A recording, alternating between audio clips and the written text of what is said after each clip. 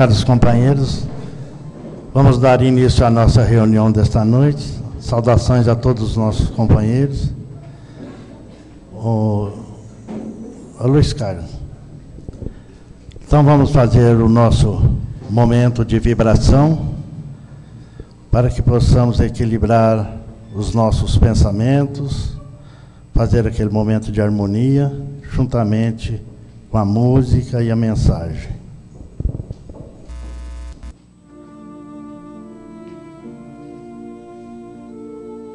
Quando a dor chegar para você, serei a promessa de alívio e renovação. Se o cenário se converter em noite escura, serei a estrela guia para o rumo certo. Quando a fadiga se apresentar, serei o abrigo seguro. Quando os conflitos se fizerem presentes, serei a indicação para a calma e a fraternidade. Em todos os momentos, desejo ser a sua companheira fiel. Sua amiga de todos, embora só encontre guarida entre os crentes e idealistas. Hoje, bato à sua porta. Não me recuses morada em seu coração. Onde chego, renovo os pensamentos e vivifico a certeza num futuro melhor. Sou irmã do otimismo, filha da confiança em Deus. Agora, sou também sua irmã. Me dê sua mão e venha comigo.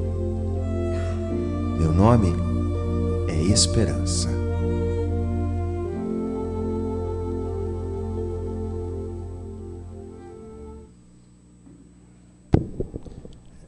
E assim, meus caros companheiros, vamos dar início à nossa reunião, ficando bem atento à leitura do Evangelho, na sequência, a palestra do nosso companheiro.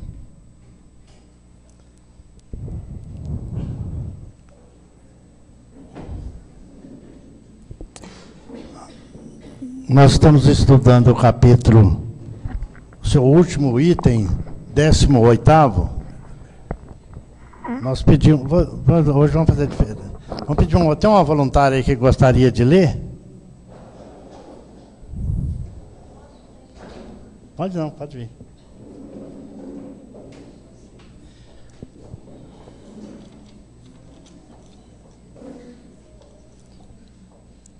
Muitos chamados e poucos escolhidos, é o título do capítulo.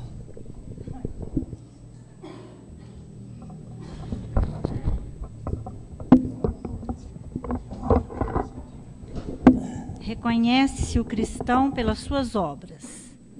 Aqueles que me dizem, Senhor, Senhor, não entrarão todos no reino dos céus, mas só aquele que faz a vontade de meu Pai que está nos céus. Escutai essas palavras do Senhor, todos vós que repelis a doutrina espírita como uma obra do demônio. Abri os vossos ouvidos, pois o momento de ouvir chegou. Basta trajar a libré do Senhor para ser um fiel servidor? Basta dizer, eu sou cristão, para seguir o Cristo? Procurai os verdadeiros cristãos, e vós os reconhecereis por suas obras. Uma árvore boa não pode produzir maus frutos, nem uma árvore má produzir bons frutos. Toda árvore que não produz bons frutos é cortada e lançada ao fogo. Eis as palavras do Mestre, discípulos de Cristo, compreendei-as bem. Quais são os frutos que deve produzir a árvore do cristianismo, árvore poderosa cujos ramos espessos cobrem com a sua sombra uma parte do mundo, mas que ainda não abrigaram todos aqueles que devem se reunir ao seu redor? Os frutos da árvore de vida são os frutos de vida, de esperança e de fé. O cristianismo, tal como fez durante muitos séculos, prega sempre essas divinas virtudes. Procura espalhar os seus frutos, mas com poucos os colhem. A árvore é sempre boa, mas os jardineiros são maus. Eles quiseram conformá-la à sua ideia. quiseram modelá-la segundo as suas necessidades. Eles a cortaram, diminuíram-na, mutilaram-na. Seus ramos estéreis não produzem maus frutos, pois nada mais produzem. O viajor sedento, que se detém sob sua sombra para procurar o fruto da esperança que deve lhe restituir a força e a coragem, não distingue senão ramos infecundos, fazendo pressentir a tempestade. Em vão, ele procura o fruto de vida na árvore de vida. As folhas caem secas, a mão do homem, de tanto manejá-las, queimou-as. Abri, pois, os vossos ouvidos e os vossos corações, meus bem-amados. Cultivai essa árvore de vida, cujos frutos dão a vida eterna. Aquele que a plantou vos convida a cuidá-la com amor, e a vereis produzir ainda com abundância seus frutos divinos. Deixai-a tal como Cristo vô-la deu. Não a mutileis. Sua sombra imensa quer se estender sobre o universo. Não encurteis seus ramos. Seus frutos benfazejos caem em abundância para sustentar o viajor sedento que quer atingir o objetivo. Não os colheis, esses frutos, para os guardar e os deixar apodrecer, a fim de que não sirvam a ninguém. Há muitos chamados e poucos escolhidos. Há assambarcadores do pão de vida, como os há frequentemente para o pão material. Não vos enfileireis entre eles. A árvore que produz bons frutos deve distribuí-los para todos. E depois procurar aqueles que estão sedentos. Conduzi-os sob os ramos da árvore e dividi com eles o abrigo que ela vos oferece. Não se colhem uvas dos espinheiros. Meus irmãos, distanciai-vos, pois, daqueles que vos chamam para vos apresentar as dificuldades do caminho e segui aqueles que vos conduzem à sombra da árvore de vida. O divino Salvador, o justo por excelência, disse, e suas palavras não passarão. Aqueles que me dizem, Senhor, Senhor, não entrarão todos no reino dos céus, mas só aqueles que fazem a vontade do meu Pai que está nos céus. Que o Senhor de bênçãos vos abençoe, que o Deus de luz vos ilumine, que a árvore de vida derrame sobre vós seus frutos com abundância. Crede e orai. Simeão, escrito em Bordeaux, em 1863.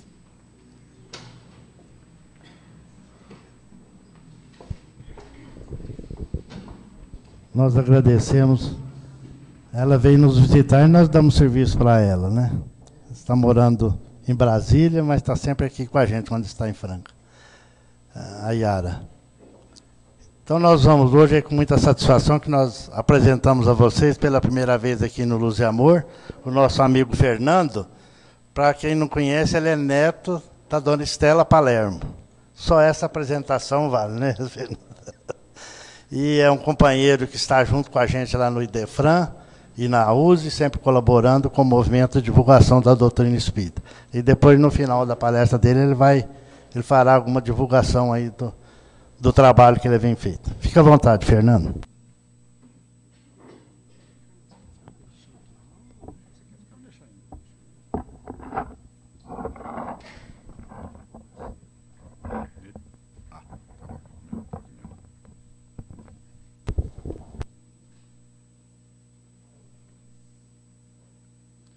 Pessoal, alô? Pessoal, boa noite. Agradecer o convite do Valentim, da casa, né?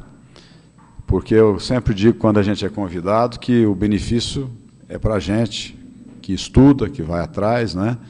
E isso dá uma forçadinha no nosso crescimento espiritual, né? Quando a gente é convidado para fazer esse trabalho de divulgação, de comentário, de bate-papo.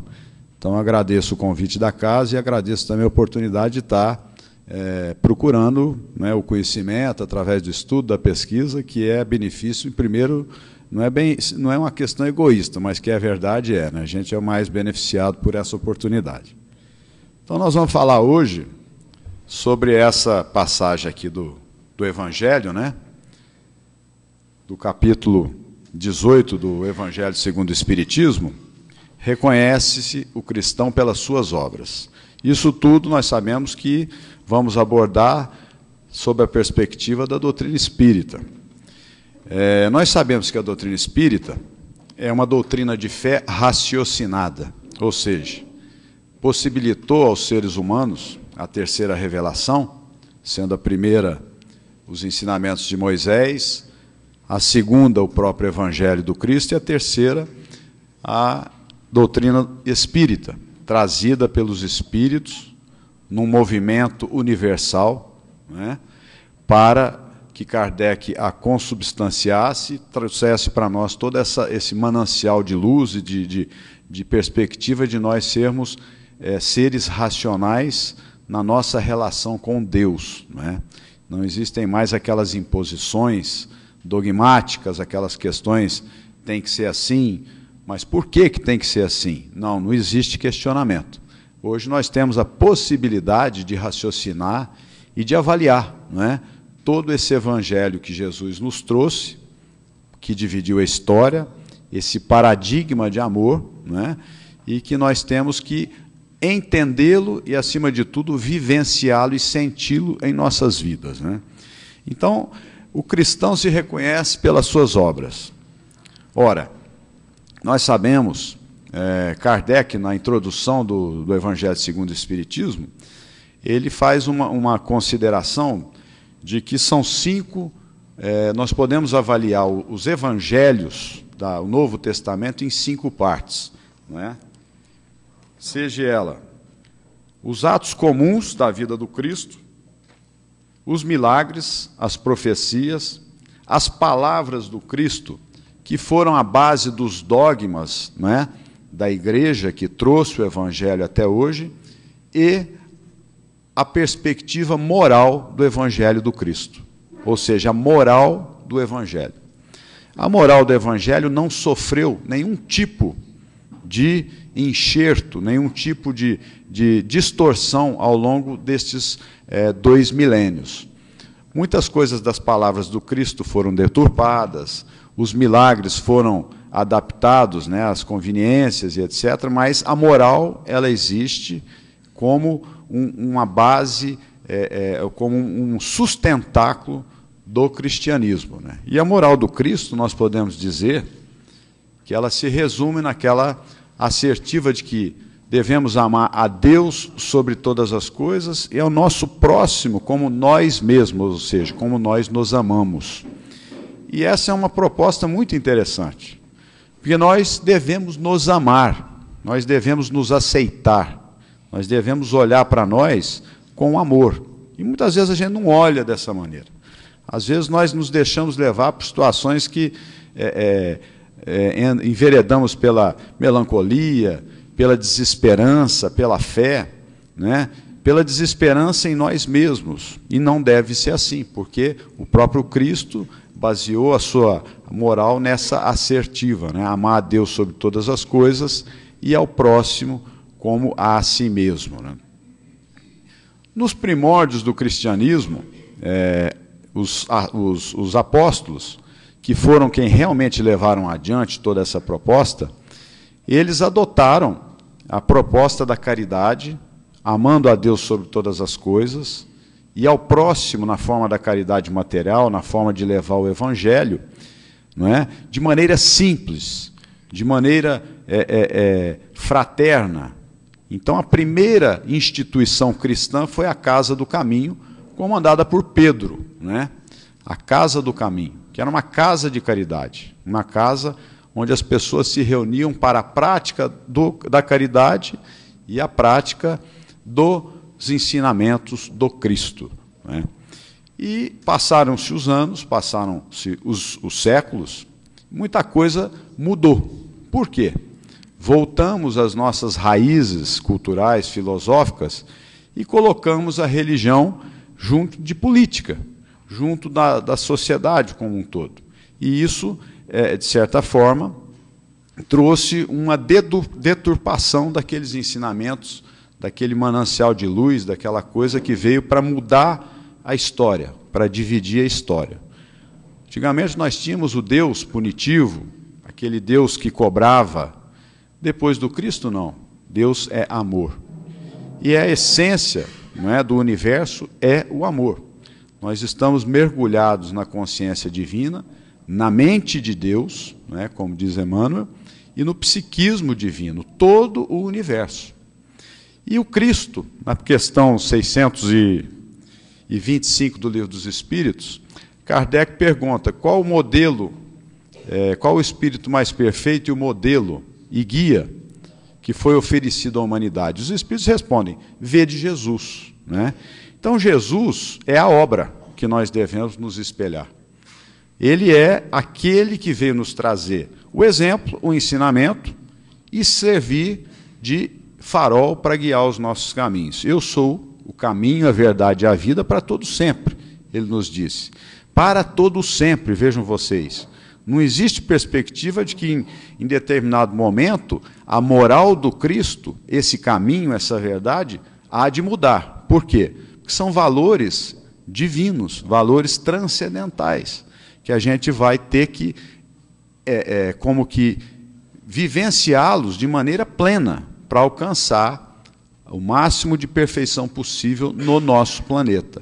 Então, Jesus é esta obra que nós devemos olhar. Né? Então, devemos entender a moral, né? A moral do Cristo, como esta perspectiva de vida. O que é a moral? No Livro dos Espíritos, questão... Eu tenho que usar o óculos aqui, ainda bem que hoje tá preso, porque na Semana Espírita eu falei no óculos e coloquei o microfone na cara, né? Porque está mais fácil um pouco. Na questão 629 do Livro dos Espíritos, eles definem a moral para Kardec.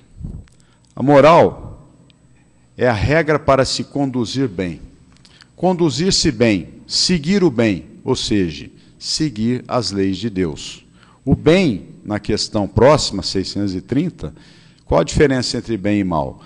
Tudo o que segue, tudo o que é de acordo com as leis de Deus, as leis divinas naturais, é o bem. Tudo que foge destas regras universais, ele é o mal. Não é? Então, a moral do Cristo é seguir exatamente as leis de Deus. Estas leis que nós temos ainda uma dificuldade grande de compreendê-las. Por quê? Porque, na verdade, nós ainda somos crianças espirituais, né? Quase, talvez, chegando na puberdade, mas somos crianças espirituais. Né? Em termos de doutrina espírita, a grande maioria de nós chega à doutrina espírita premido por dores, por dúvidas, não é? Por situações inerentes à vida e que nos trazem questionamentos, que nos trazem momentos assim de grande reflexão, e nós vamos em busca de algo que nos sustente, que nos ampare, que nos dê o conforto e mesmo que resolva os nossos problemas.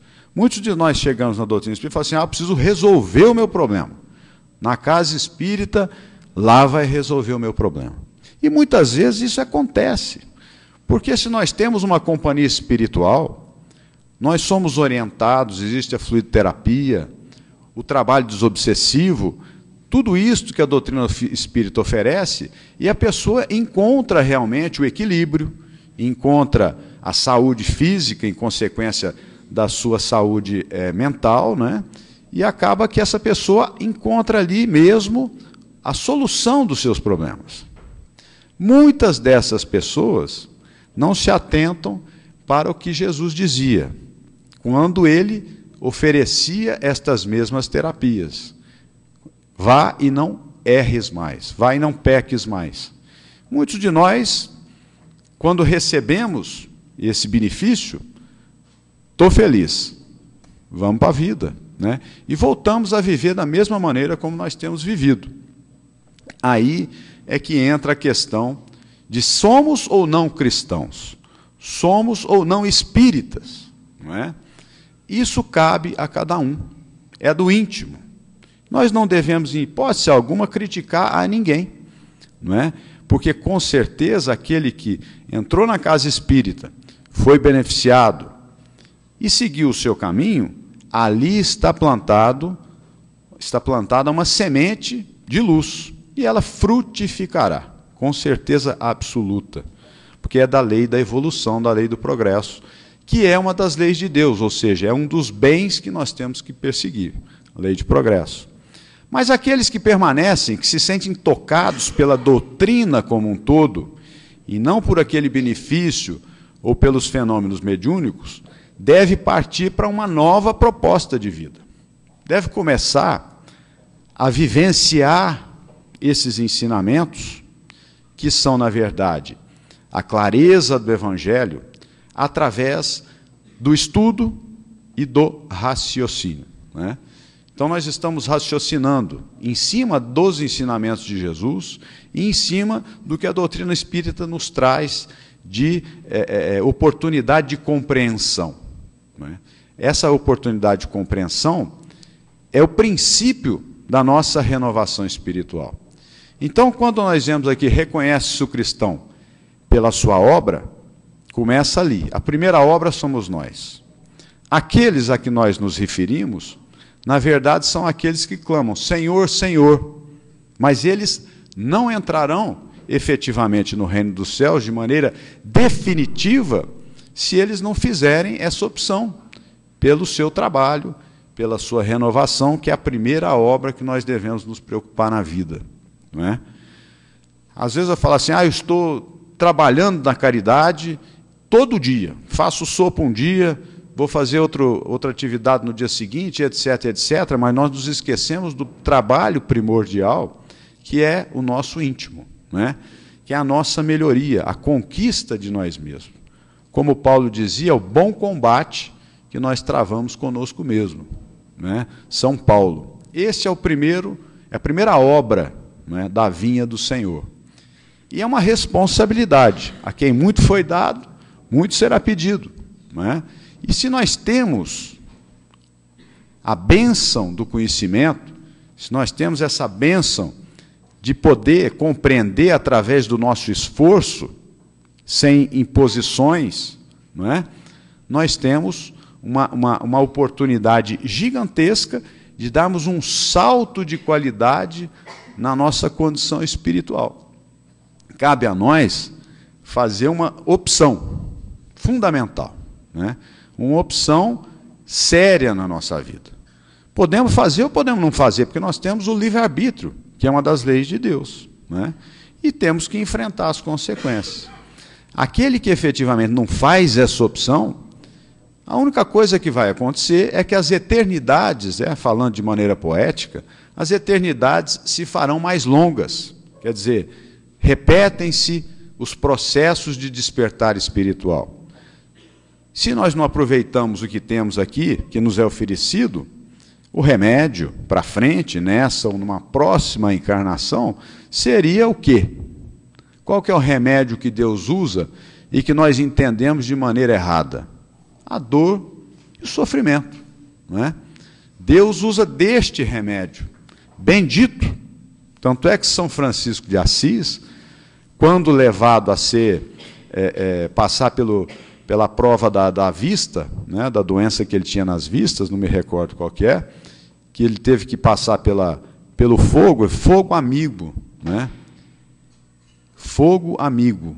Quer dizer, a dor para ele era uma oportunidade de crescimento espiritual, um espírito de escola, que estava ali para servir de exemplo, para servir de guia, de luz, de despertamento para aquela coletividade à época dele. Então Deus faz uso deste mecanismo da vida. Mas não é punitivo, porque é exatamente a questão do remédio bendito, né? A perspectiva de encarar o sofrimento, as perdas, as dores, a perspectiva transcendental. Então, nós estamos aqui hoje questionando, será que nós estamos realmente na seara do Cristo? Será que nós vamos ser reconhecidos ao final dessa trajetória reencarnatória como cristãos pelas nossas obras? Se estamos já despertos para essa realidade, nós temos que fazer esse questionamento diariamente. É uma opção que temos que fazer em nossas vidas, não é? Principalmente nesse momento que a gente vive, esse momento de transição planetária, que é um momento de aferição de valores, onde se separarão o joio do trigo, não é? E nós temos a oportunidade de estarmos encarnados numa curva da história da humanidade muito importante. Nós temos uma oportunidade de sermos os trabalhadores da última hora. Como Deus é bom! Porque, apesar de nós, de todas as nossas dificuldades, de todas as nossas falhas, nós ainda podemos ser contratados agora, com carteira assinada pelo Cristo, para trabalhar na seara dele. É preciso que nós façamos essa opção, não é? Então, como nós dissemos, o nosso primeiro compromisso, quando chegamos a essa condição de efetivamente aproveitar o conhecimento, aproveitar a orientação dos mentores espirituais, daqueles que são mais vividos do que nós, do ponto de vista espiritual, temos que fazer opção. Então, a primeira obra é a obra de nós mesmos, não é? Santo Agostinho, no Livro dos Espíritos, coloca que ele fazia uma avaliação diária, quando estava na Terra, ao se deitar, não é? Ele fazia uma avaliação do que havia feito durante o dia. Onde ele errou, onde ele acertou, e dali, no dia seguinte, ele partia para uma nova proposta. Errei aqui, vou procurar não errar aqui, não é? E assim nós devemos fazer. Eu, na verdade, não posso seguir muito Santo Agostinho, porque eu deito na cama e em 30 segundos eu durmo, né? Então eu tenho que fazer de manhã, tomando café da manhã, essa avaliação do dia anterior, né? Mas é algo que nós devemos tornar hábito na nossa vida. Fazer essa reflexão, se estamos ou não vivenciando o Evangelho. Ah, mas por que isso? Né? Por que eu tenho que vivenciar o Evangelho? Às vezes a pessoa, quando chega em determinadas esquinas da vida, em determinadas situações que tem que fazer uma opção por aqui ou por ali, não é? Nós nos questionamos, mas será que vale a pena?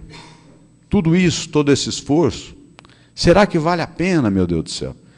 Porque a evolução, ela causa efetivamente uma dor, quando nós procuramos nos libertar das nossas, daquilo que nós trazemos como hábitos, não dessa encarnação, mas de milênios vivenciando determinados hábitos. Então existe a chamada dor-evolução, não é? E quando nós chegamos nesses momentos de dúvida, vamos dizer assim, por quê? Será que vale a pena? Será que é isso mesmo? Porque às vezes, dependendo da situação, não é, nós somos assaltados por essas dúvidas.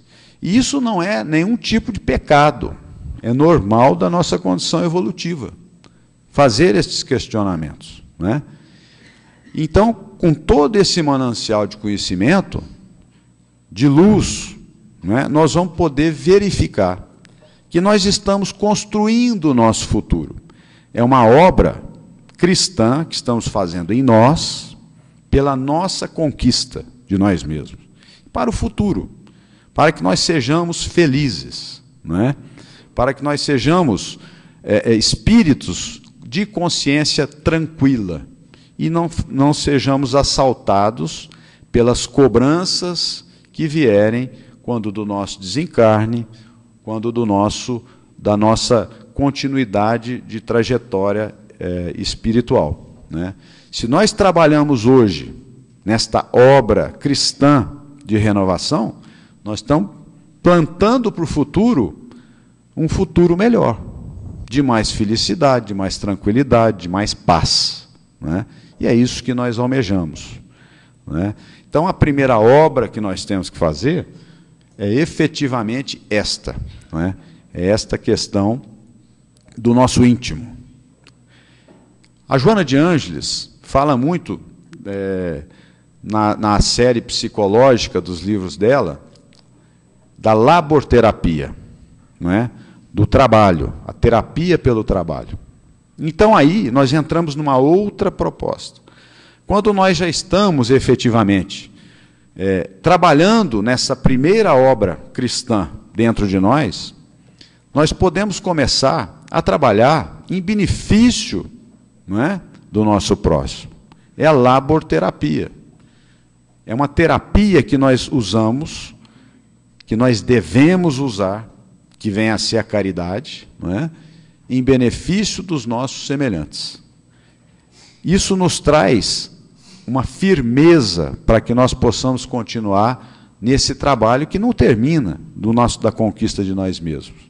Então é onde nós começamos a nos integrar nas questões da casa espírita ou de outras instituições que praticam a caridade, não é? E isso nos traz aquele velho ditado, né? Em cabeça cheia, né? Cabeça ocupada, o diabo não faz morada. E é verdade. As dúvidas que nós temos, se nós estamos trabalhando, elas são relegadas a segundo plano. Porque nós passamos a verificar o quanto existem pessoas que são muito mais precisadas e necessitadas do que nós, não é?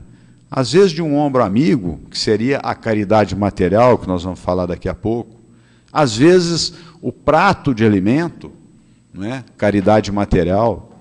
Então nós temos um campo imenso de trabalho, um campo infinito de trabalho.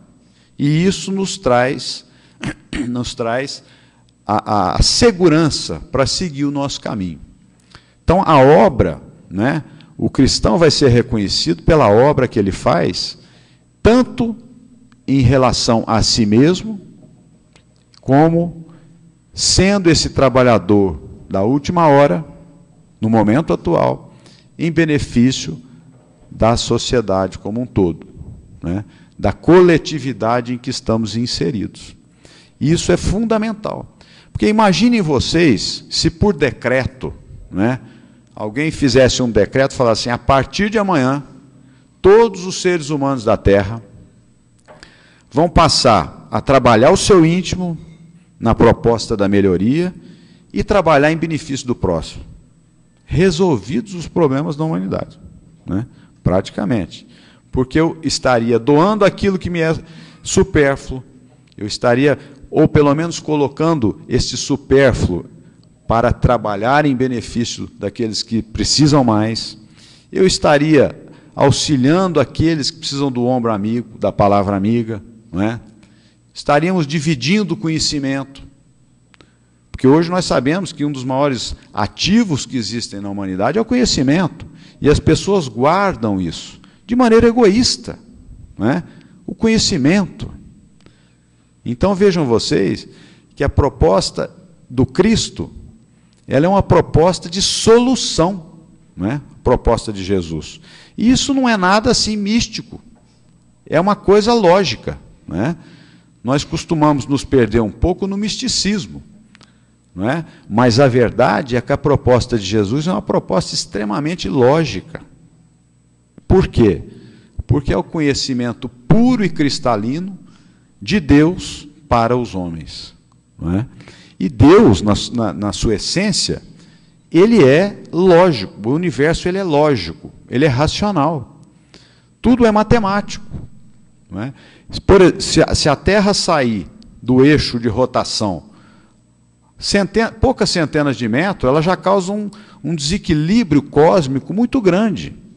Então, milimetricamente calculado pela mente divina, tanto o universo cósmico quanto o universo atômico. Tudo isso é muito lógico, muito racional. E a questão moral também é muito racional. Por isso que a doutrina espírita é uma doutrina de fé raciocinada. As obras que devemos buscar, então, têm que ser raciocinadas, pensadas. Nós temos o conhecimento.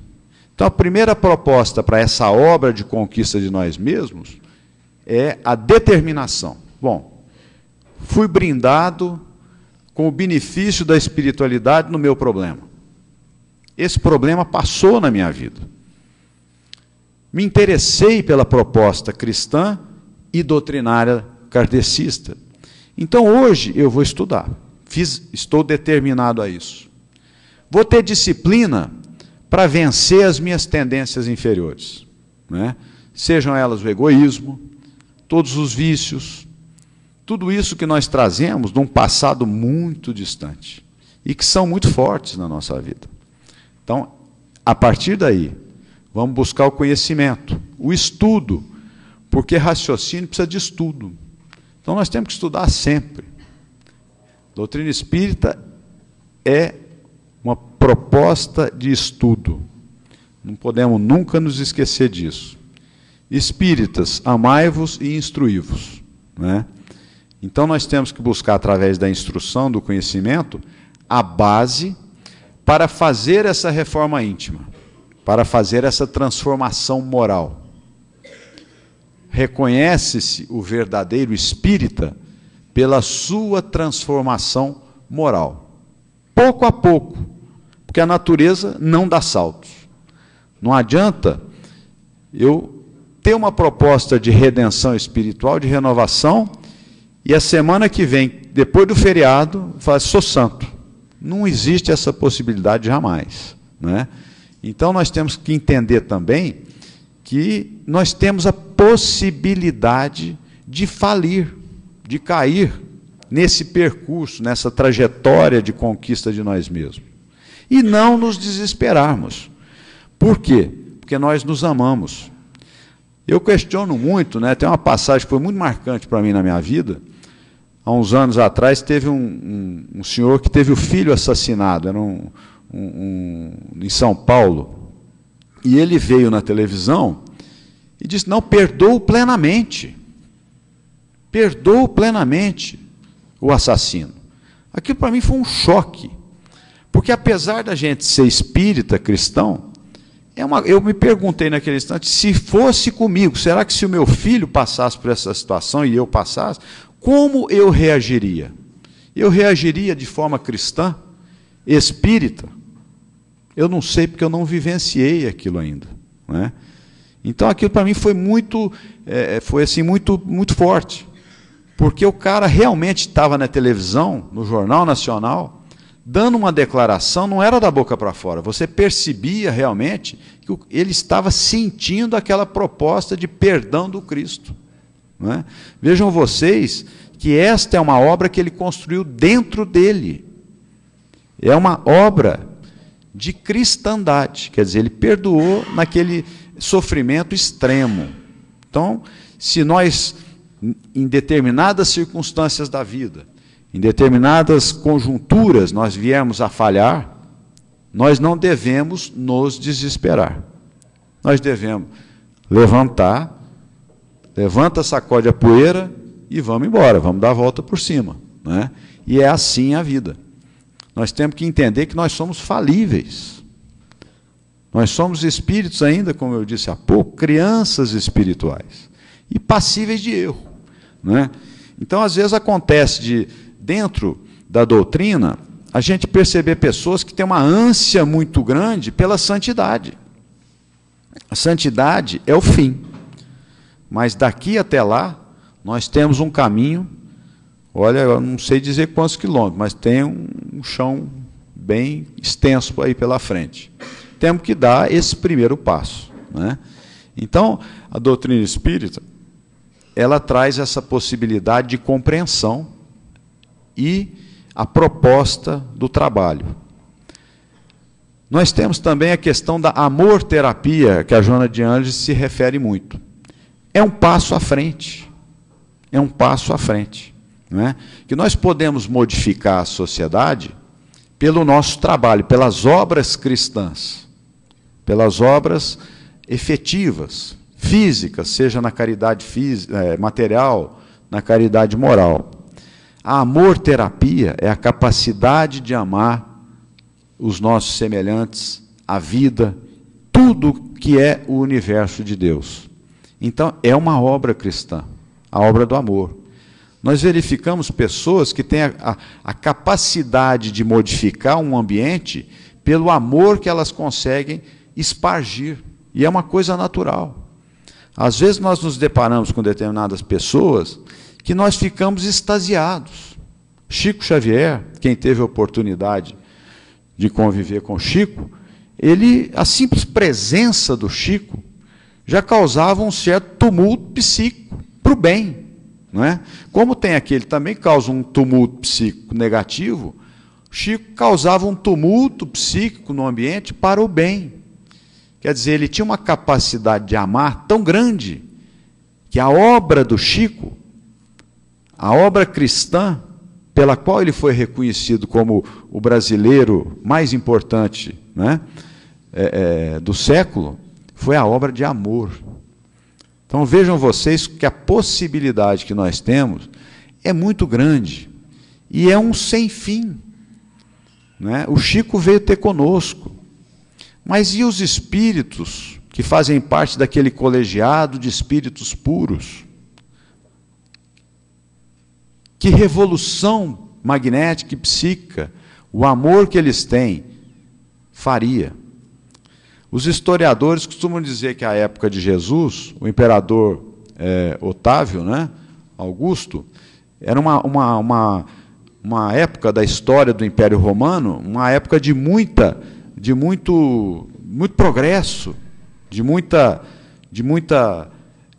conquista social, mas eles não se apercebem que a simples chegada desse espírito puro, dessa luz divina que veio ter conosco, já causou essa revolução psíquica. Então, Cristo trouxe essa condição para a humanidade e influenciou até no psiquismo do planeta. Não é? Tudo bem que Otávio Augusto foi um imperador com propostas realmente positivas, mas ele também foi influenciado pelo psiquismo do Cristo. Então, é a obra do amor, a qual a Joana de Ângeles também se refere. Que isso é para pessoas que vão conquistando, para espíritos que vão conquistando essa capacidade de amar, né, e conseguem fazer a obra do amor transformando situações. Num dos livros de André Luiz tem aquela, no Resgate do Espírito Gregório, que o mentor e André Luiz, e o mentor chega e fala: olha, nós não conseguimos mais, agora somente a ação do amor. E André Luiz fica muito curioso com aquilo. Então eles mentalizam e vem o espírito de luz, de Ismalha, né? Ela vem e conversa com o espírito Gregório, né? E toca profundamente aquele ser. Uma obra cristã, praticada pelo amor. Então, estou falando isso para a gente verificar onde nós estamos inseridos. Nós estamos inseridos, tem trabalho para todo mundo, não é? Tem trabalho cristão, na obra cristã, para todo mundo, para que a gente seja reconhecido como verdadeiros cristãos. Então, verifiquemos as nossas potencialidades, porque não existe um sequer de nós que não tenha uma potencialidade, não é? Por isso nós precisamos nos amar, para verificar as potencialidades que nós temos, para verificar onde nós podemos ser úteis de maneira efetiva. Isso é muito importante. Quando a gente descobre isso, é muito gratificante. Aqui eu dou conta. Não adianta querer que eu descarregue um caminhão de saco de café, porque 3 sacos de café já acabou, né? Porque não tem estrutura. Mas se eu posso, de repente, descarregar um saco um caminhão de algodão doce, aí eu acho que eu vou conseguir. Né? Então, são coisas que a gente tem que avaliar. Onde nós conseguimos agir? Qual a nossa capacidade? E isso volta naquela proposta do conhece-te a ti mesmo, que já dizia o sábio da antiguidade na Grécia. Conhece-te a ti mesmo. Essa reflexão que temos que fazer, essa viagem interior, que nós temos que fazer constantemente, também nessa proposta de Santo Agostinho, dessa avaliação dos nossos atos, verificar quem somos, quais são as nossas potencialidades. Não só verificar onde nós erramos, mas onde nós podemos acertar mais. não é?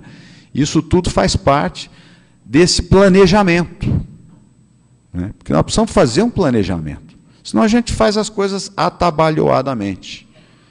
A proposta espírita, como é uma doutrina de fé raciocinada, nos permite esta avaliação, essa verificação.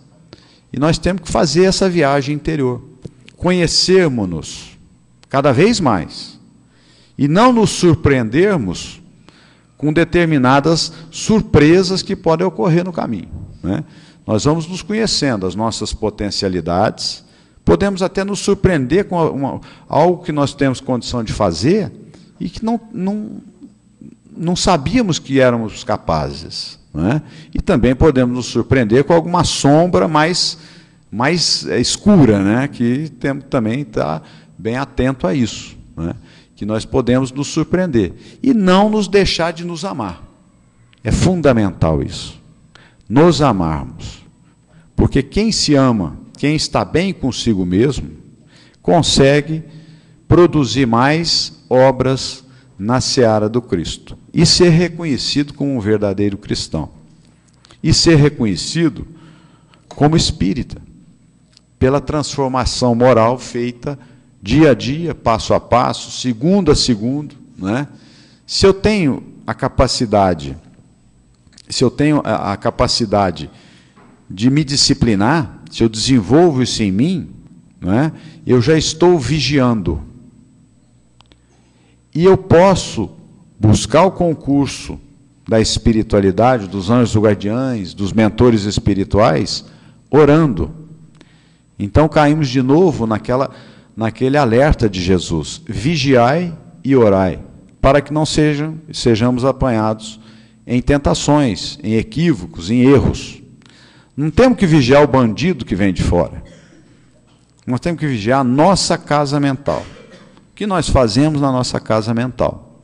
Para que a displicência com a nossa casa mental não prejudique a nossa obra como cristãos, não é? Se nós não vigiarmos a nossa casa mental, se nós não tivermos essa disciplina a que nós nos referimos, fica mais difícil. Então, vigiar e orar. Sempre, toda hora, no trânsito, em casa, no trabalho, sempre vigiar e orar, não é?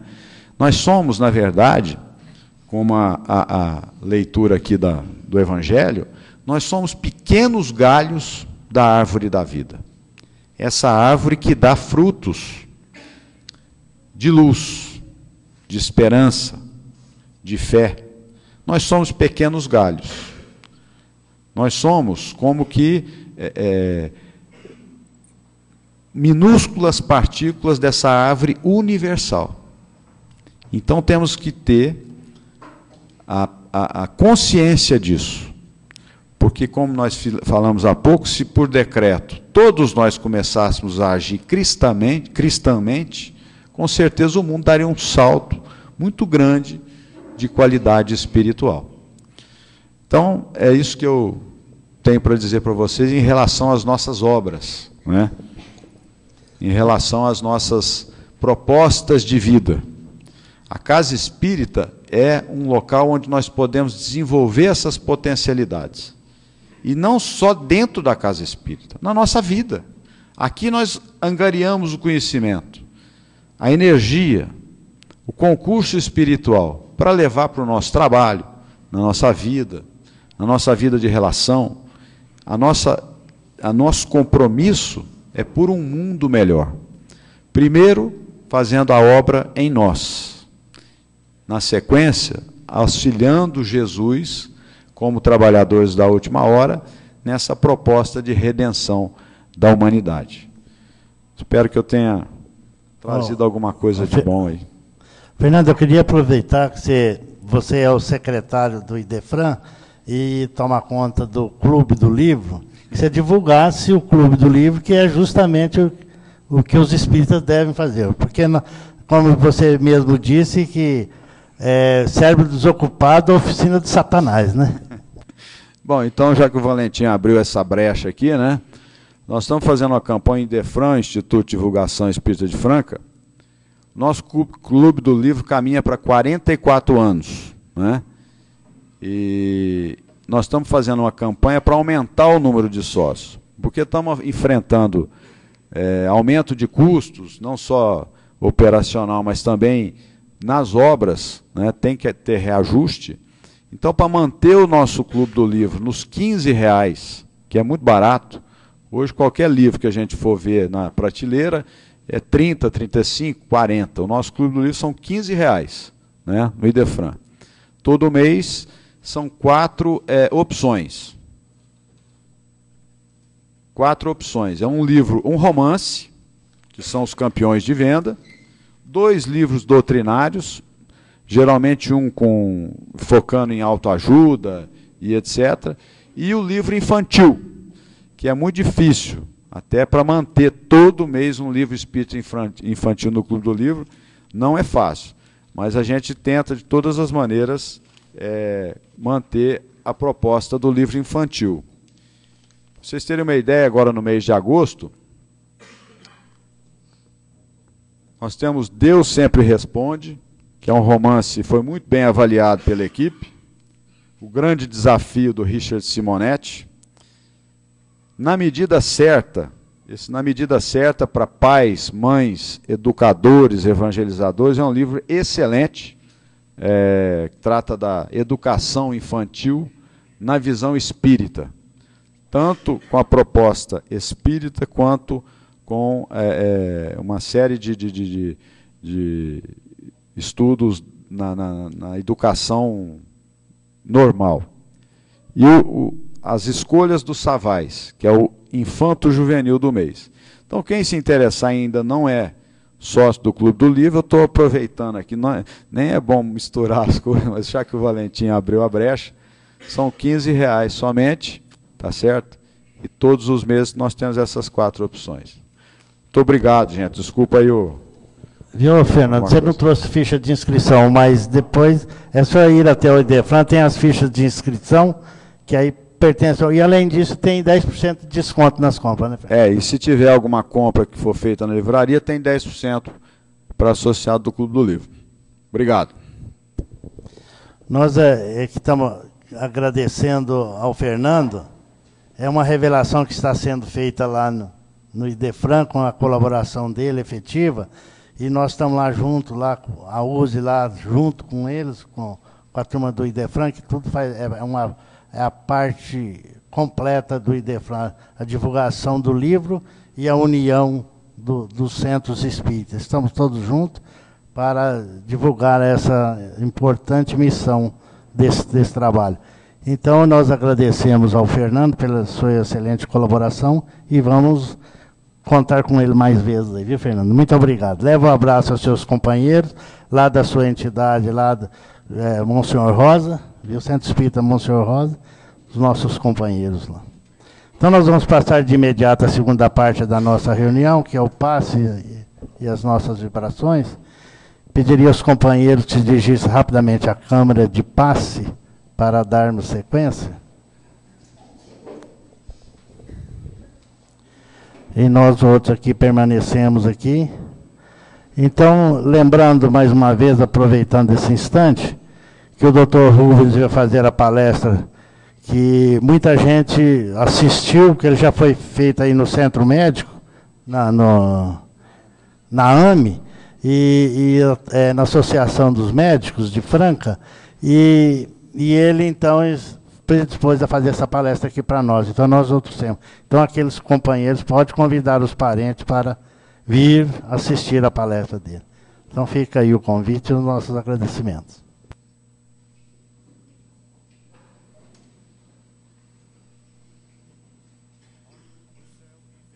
Uma nuvem branca que vai passando. Olho na terra e vejo uma multidão que vai caminhando. Como essa nuvem branca, essa gente não sabe aonde vai. Quem poderá dizer o caminho certo é você, meu Pai. Jesus Cristo, Jesus Cristo, Jesus Cristo, eu estou aqui. Jesus Cristo, Jesus Cristo, Cristo, eu estou aqui.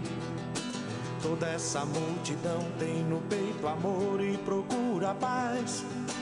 E apesar de tudo, a esperança não se desfaz. Olhando a flor que nasce no chão daquele que tem amor, olho pro céu e sinto crescer a fé no meu Salvador. Jesus Cristo, Jesus Cristo, Jesus Cristo, eu estou aqui. Jesus Cristo, Jesus Cristo, Jesus Cristo, eu estou aqui. Em cada esquina eu vejo o olhar perdido de um irmão, em busca do mesmo bem, nessa direção caminhando vem. É meu desejo ver aumentando sempre essa procissão, para que todos cantem na mesma voz essa oração. Jesus Cristo, Jesus Cristo, Jesus Cristo, eu estou aqui. Jesus Cristo, Jesus Cristo, Jesus Cristo, eu estou aqui. Olho pro céu e vejo uma nuvem branca que vai passando. Olho na terra e vejo uma multidão que vai caminhando. Como essa nuvem branca, essa gente não sabe aonde vai. Quem poderá dizer o caminho certo é você, meu Pai. Jesus Cristo, Jesus Cristo, Jesus Cristo, eu estou aqui. Jesus Cristo, Jesus Cristo, Jesus Cristo, eu estou aqui. Jesus Cristo, Jesus Cristo, Jesus Cristo, eu estou aqui. Jesus Cristo, Jesus Cristo, Jesus Cristo, eu estou aqui. Jesus Cristo, Jesus Cristo, Jesus Cristo, eu estou aqui.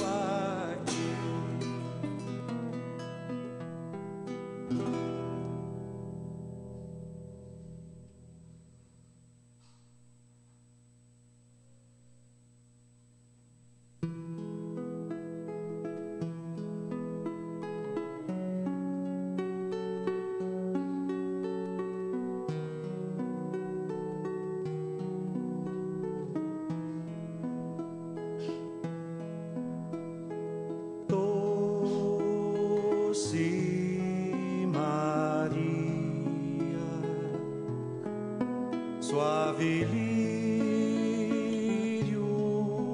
de luz, vem ouvir nossa prece, perfumar nossa messe,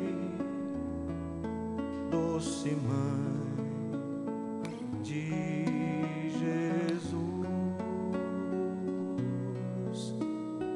Vem, ó Maria, socorrer os que sofrem, peregrinos da dor, suplicando o teu amor. Doce Maria, cheia de graça, vem ouvir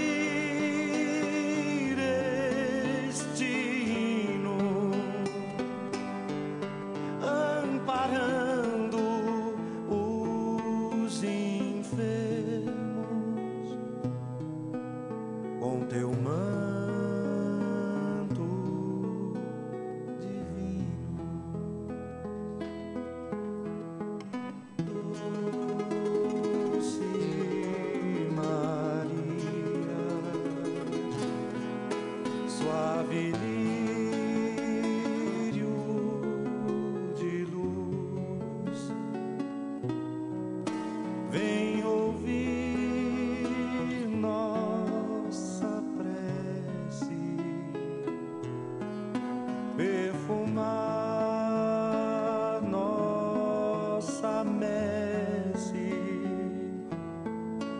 doce mãe de Jesus.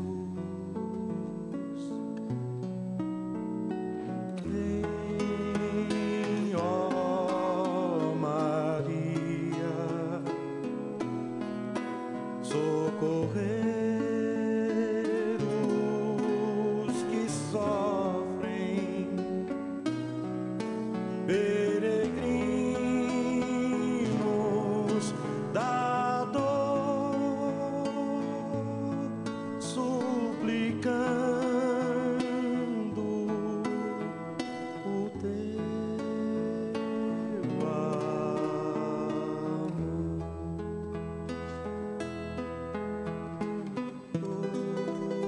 Doce Maria,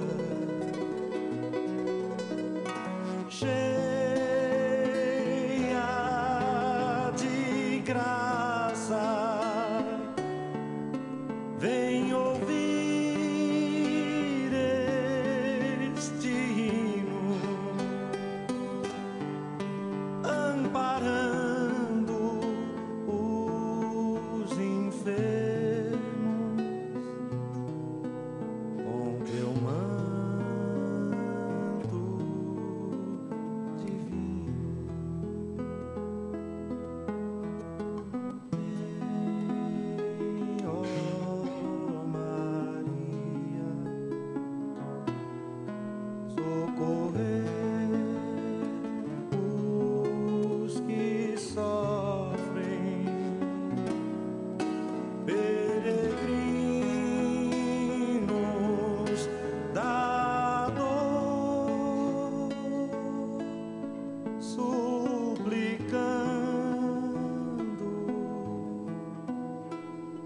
o teu amor.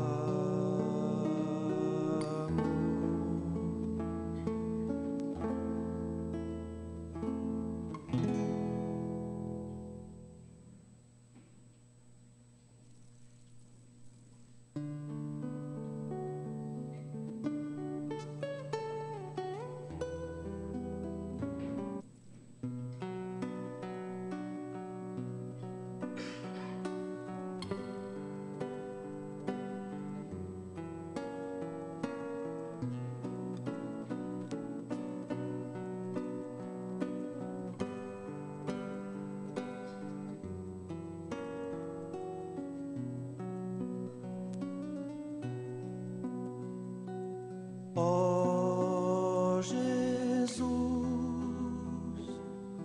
todo amor, flor de luz do Senhor, mestre amado, luz divina, abençoa nossa doutrina. Ó Jesus, todo amor, flor de luz do Senhor, mestre amado, luz divina, abençoa nossa doutrina. E que esse dia de fraternidade seja coroado de felicidade. Ó meu Jesus, ouve a oração, joia de luz do meu coração.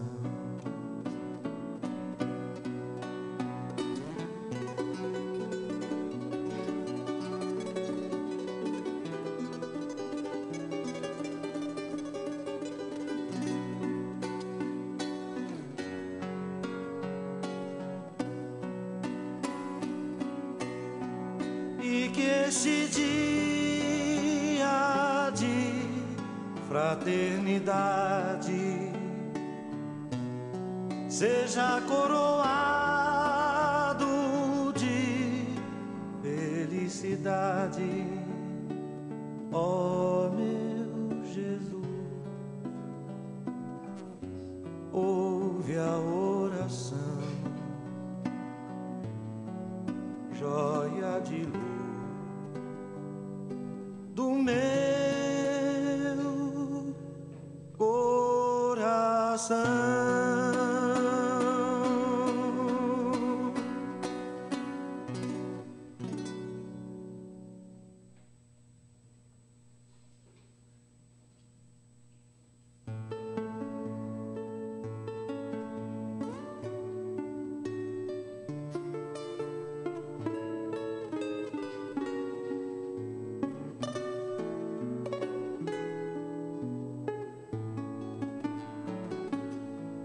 Não sei, não sabe ninguém, porque canto fado neste tom magoado de dor e de pranto, e nesse tormento todo sofrimento. Eu sinto que a alma cá dentro se acalma nos versos que canto. Foi Deus que deu luz aos olhos, perfumou as rosas, deu ouro ao sol e prata ao luar. Foi Deus que me pôs no peito o rosário de penas que vou desviando e choro a cantar, e pôs as estrelas no céu, fez o espaço sem fim, deu luto às andorinhas, aí deu-me esta voz a mim.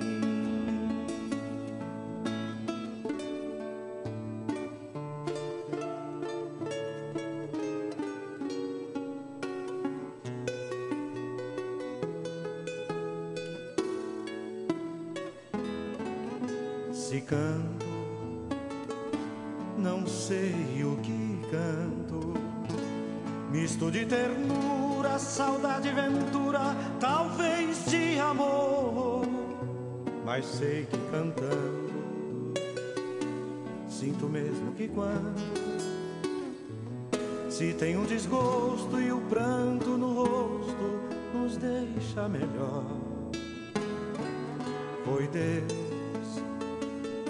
que deu voz ao vento, luz ao firmamento e pôs o azul nas ondas do mar. Foi Deus que me pôs no peito o rosário de penas que vou desfiando e choro a cantar. Fez poeta o rouxinol, pôs no campo alecrim, deu flores à primavera, aí deu-me esta voz a mim.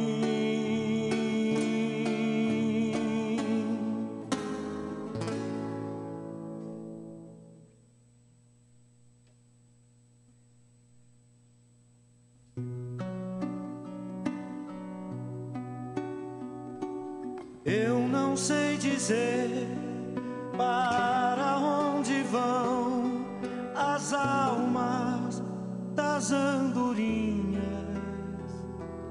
Eu não sei, eu não sei. Eu não sei dizer para onde vão perfume de tantas flores. Eu não sei, eu não sei. Eu só sei dizer que dentro de minha alma sinto a natureza cantando e chorando